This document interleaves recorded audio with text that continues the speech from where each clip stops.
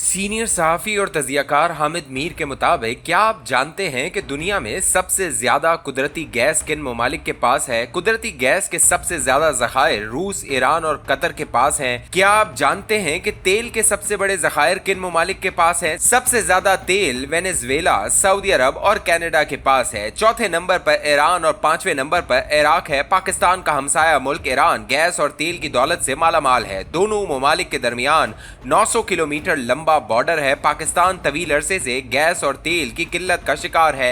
एटमी ताकत होने के बावजूद गैस और तेल की किल्लत पाकिस्तानी मईशत की तरक्की के रास्ते में एक बड़ी रुकावट है। इस रुकावट को दूर करने के लिए मोहतरमा बेनजीर भुट्टो ने 1995 में ईरान से सस्ती गैस खरीदने के एक मंसूबे पर बातचीत शुरू की और ईरानी सदर हाशमी रफसंजानी के साथ Iran Pakistan gas pipeline project शुरू करने की एक मफामती याददाश्त पर दस्तखत किए। 1996 में इनकी हुकूमत को बरतरफ कर दिया गया और ये मंसूबा इल्तवा का शिकार हो गया। 2008 में आसिफ अली जरदारी सदर और यूसुफ रजा गिलानी वजीर आजम बने तो इस मंसूबे को फाइलों से बाहर निकाला गया। पीपल्स पार्टी की हुकूमत ने एक तरफ ईरान से सस्ती गैस और तेल खरीदने का फैसला किया, दूसरी तरफ अमेरिका के साथ ताल्लुकात को भी बेहतर बनाने पर तवज्जो दी, क्योंकि ईरान के साथ लेन देन के रास्ते की सबसे बड़ी रुकावट अमरीकी पाबंदियां थी। कुछ ही अरसे में सदर आसिफ अली जरदारी को एहसास हुआ कि ईरान से गैस खरीदने पर सिर्फ अमेरिका नहीं बल्कि सऊदी अरब को भी तहफ़्फ़ुज़ात हैं। पाकिस्तान किसी भी सूरत सऊदी अरब को नाराज नहीं कर सकता था, लिहाजा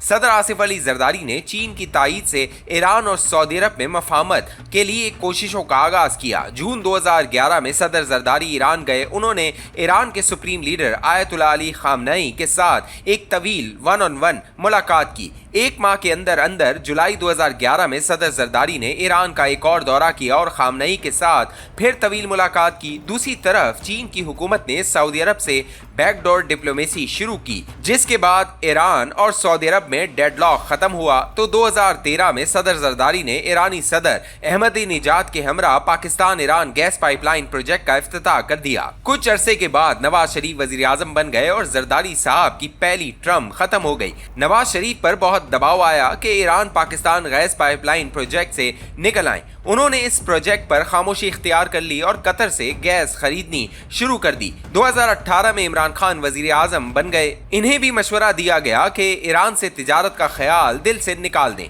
उन्होंने भी ये मंसूबा खत्म करने से इनकार कर दिया। सोचने की बात है कि 2009 के बाद पाकिस्तान की हर सियासी हुकूमत को ईरान से गैस खरीदने से मना किया गया, लेकिन किसी हुकूमत ने यह मंसूबा खत्म नहीं किया। पहली वजह यह थी कि जब भी कोई पाकिस्तानी हुकूमत गैस और तेल महंगा करती है तो अवाम उसे बददुआएं देते हैं। सियासी हुकूमतें महज अमेरिका की खुशनुदी के लिए ऐसा मंसूबा खत्म नहीं कर सकती जिससे पाकिस्तान अवाम को फायदा हो। दूसरी वजह यह है कि पाकिस्तान और ईरान ने जब गैस पाइपलाइन प्रोजेक्ट का आगाज किया तो इसमें किसी तनाज़े की सालिसी के लिए फ्रेंच लॉ के तहत कायम एक आलमी अदालत को सालिस बनाया गया। पाकिस्तान इस मुआहदे से निकल जाता तो इसे कम से कम 18 अरब डॉलर अदा करने पड़ते। इस मुआहदे पर इत्तेफाक राय 1995 में हुआ, बाकायदा आगाज 2009 में हुआ, इफ्तिताह 2013 में हुआ और 2024 में इसे हर सूरत मुकम्मल करना था। 2022 में शहबाज शरीफ वजीर आजम बने तो मुल्क बदतरीन माशी बहरान का शिकार था। डिफॉल्ट का खतरा सर पर मंडला रहा था।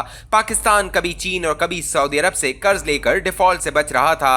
IMF से मुआहदे की कोशिश की जा रही थी और इस सूरत हाल में अमेरिका को नाराज करना मुमकिन न था, लिहाजा गैस पाइपलाइन प्रोजेक्ट पर खामोशी इख्तियार की गई। मार्च 2023 में एक बड़ा ब्रेक थ्रू हो गया। ईरान और सऊदी अरब में मफाहमत की कोशिशें कामयाब हो गईं और चीन ने दोनों ममालिक में सुलह करवा दी। किसी को याद न था कि ईरान और सऊदी अरब में दोस्ताना ताल्लुकात की बहाली के लिए कोशिशों का आगाज कब और किसने किन मकासद के लिए किया था। बहरहाल बीजिंग में ईरान और सऊदी अरब के वज़राए खारजा के दरमियान मुलाकात के फौरी बाद मई 2023 में पाकिस्तान के वजीर आजम शहबाज शरीफ ने ईरान से सस्ती बिजली खरीदने के एक मुआहदे पर दस्तखत कर दिए। ख्याल था कि अब ईरान से गैस खरीदने के प्रोजेक्ट को भी मुकम्मल कर लिया जाएगा, लेकिन अमेरिका ने साफ साफ बता दिया कि ईरान से गैस खरीदने का मतलब पाकिस्तान पर इक्तसादी पाबंदियों का आगाज होगा। पाकिस्तान ने अमेरिकी धमकियों के बायस इस मंसूबे को फिर इल्तवा का शिकार कर दिया, लेकिन दूसरी तरफ ईरान की हुकूमत बेचैन हो रही थी। मुआहदे के मुताबिक ईरान अपने हिस्से की पाइपलाइन बिछा चुका, अब बाकी काम पाकिस्तान ने ने करना था, और अगर मार्च 2024 तक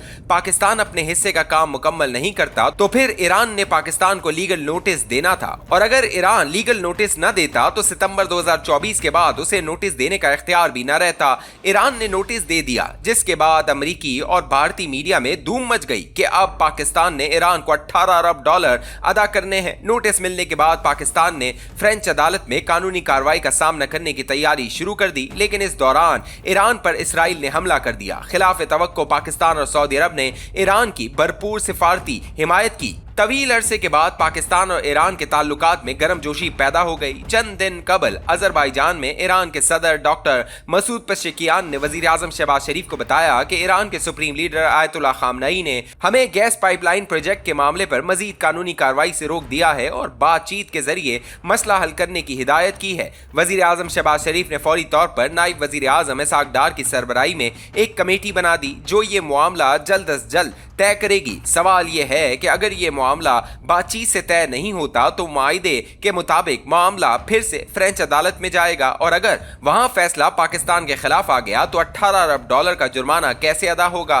क्या अमेरिका ये जुर्माना अदा करेगा? हुकूमत हर दूसरे तीसरे महीने कभी पेट्रोल और कभी गैस महंगी करके आवाम से गालियां सुनती है। क्या ईरान से सस्ती गैस, सस्ता पेट्रोल और सस्ती बिजली खरीद कर आवाम को रिलीफ नहीं दे सकती? जहां तक अमेरिका की पाबंदियों का खतरा है तो फिर फैसला कर लें कि अपनी खुदी को बुलंद करना है या $18 अरब अदा करना है।